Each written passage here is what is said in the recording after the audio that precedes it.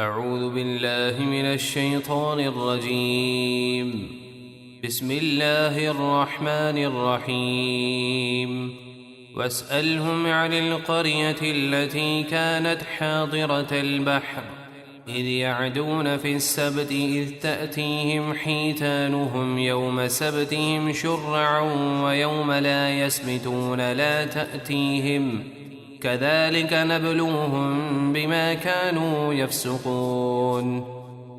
اور اے حبیب، آپ ان یہودیوں سے اس بستی کا حال پوچھئے جو دریا کے کنارے واقع تھی، جب بستی والے ہفتے کے دن حد سے بڑھنے لگے، یعنی ہفتے کے دن شکار حرام ہونے کے باوجود مچھلیوں کا شکار کرنے لگے.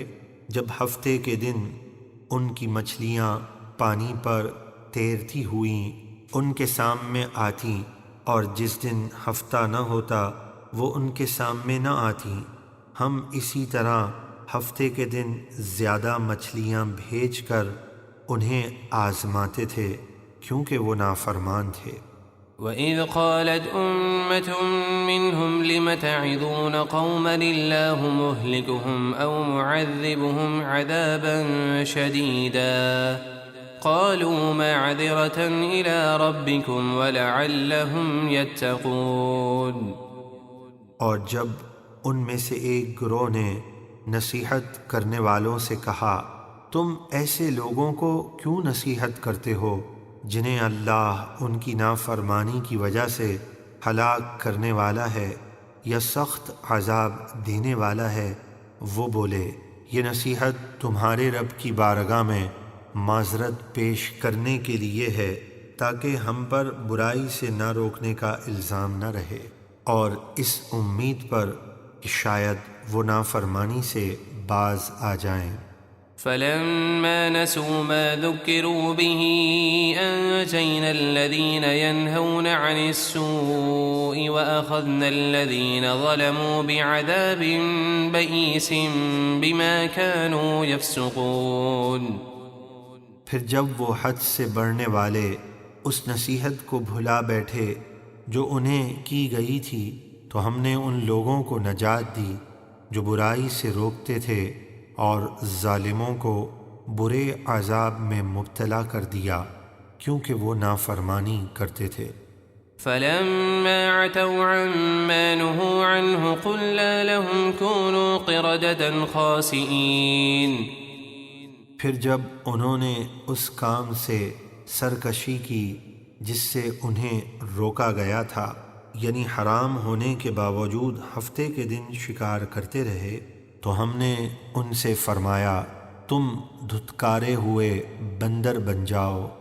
وَإِذْ تَأَذَّنَ رَبُّكَ لَيَبْعَثَنَّ عَلَيْهِمْ إِلَى يَوْمِ الْقِيَامَةِ مَن يَسُومُهُمْ سُوءَ الْعَذَابِ إِنَّ رَبَّكَ لَسَرِيعُ الْعِقَابِ وَإِنَّهُ لَغَفُورٌ رَّحِيمٌ. اور یاد کیجئے جب آپ کے رب نے یہودیوں کو اپنا حکم سنا دیا کہ وہ ان پر قیامت کے دن تک ایسے لوگ مسلط کرتا رہے گا جو انہیں برا عذاب دیں گے.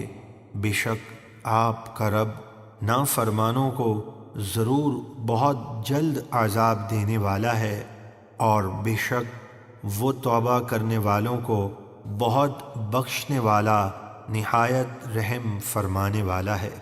وَقَطَّعْنَاهُمْ فِي الْأَرْضِ أُمَمًا مِّنْهُمُ الصَّالِحُونَ وَمِنْهُمْ دُونَ ذَلِكَ وَبَلَوْنَاهُمْ بِالْحَسَنَاتِ وَالسَّيِّئَاتِ لَعَلَّهُمْ يَرْجِعُونَ. اور ہم نے زمین میں یہودیوں کو کئی گروہوں میں تقسیم کر دیا، ان میں سے کچھ نیک ہیں جو ایمان لائے، اور کچھ دوسری طرح کے نافرمان ہیں جو ایمان نہیں لائے، اور ہم نے انہیں نعمتوں اور سختیوں دونوں طرح سے آزمایا تاکہ وہ فرما برداری کی طرف لوٹ آئیں. فخلف من بعدهم خلف ورثوا الكتاب يأخذون عرض هذا الأدنى ويقولون سيغفر لنا وإن يأتهم عرض مثله يأخذوه ألم يؤخذ عليهم ميثاق الكتاب ألا يقولوا على الله إلا الحق ودرسوا ما فيه والدار الآخرة خير للذين يتقون أفلا تعقلون۔ پھر ان نیک لوگوں کے بعد ایسے نااہل لوگ ان کے نائب بنے جو توریت کے وارث ہوئے، وہ بطور رشوت اس دنیا کا مال لیتے ہیں اور کہتے ہیں کہ عنقریب ہمیں بخش دیا جائے گا، اور اگر ان کے پاس ویسا ہی مال اور آ جائے تو وہ اسے بھی لے لیں گے۔ کیا ان سے توریت میں یہ عہد نہیں لیا گیا کہ وہ اللہ کے بارے میں صرف حق بات کہیں گے، اور جو کچھ توریت میں ہے وہ اسے پڑھ چکے ہیں، اور بے شک اللہ سے ڈرنے والوں کے لیے آخرت کا گھر بہتر ہے۔ تو کیا تمہیں اتنی بھی عقل نہیں؟ والذين يمسكون بالكتاب وأقاموا الصلاة إنا لا نضيع أجر المصلحين۔ اور جو لوگ کتاب کو مضبوطی سے تھامتے ہیں، یعنی اس پر عمل کرتے ہیں، اور انہوں نے نماز قائم کی، تو بے شک ہم نیک لوگوں کا ثواب ضائع نہیں کرتے۔ وَإِذْ نَتَقْنَا الْجَبَلَ فَوْقَهُمْ كَأَنَّهُ ظُلَّةٌ وَظَنُّوا أَنَّهُ وَاقِعٌ بِهِمْ خُذُوا مَا آتَيْنَاكُمْ بِقُوَّةٍ وَاذْكُرُوا مَا فِيهِ لَعَلَّكُمْ تَتَّقُونَ۔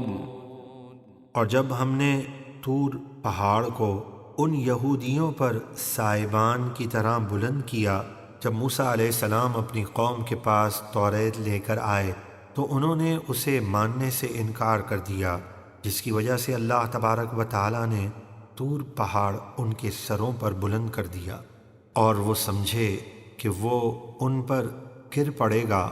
اللہ نے فرمایا، ہم نے تمہیں جو عطا کیا اسے مضبوطی سے تھام لو، یعنی توریت پر عمل کرو، اور جو کچھ اس میں ہے اسے یاد کرو تاکہ تم پرہیزگار بن جاؤ۔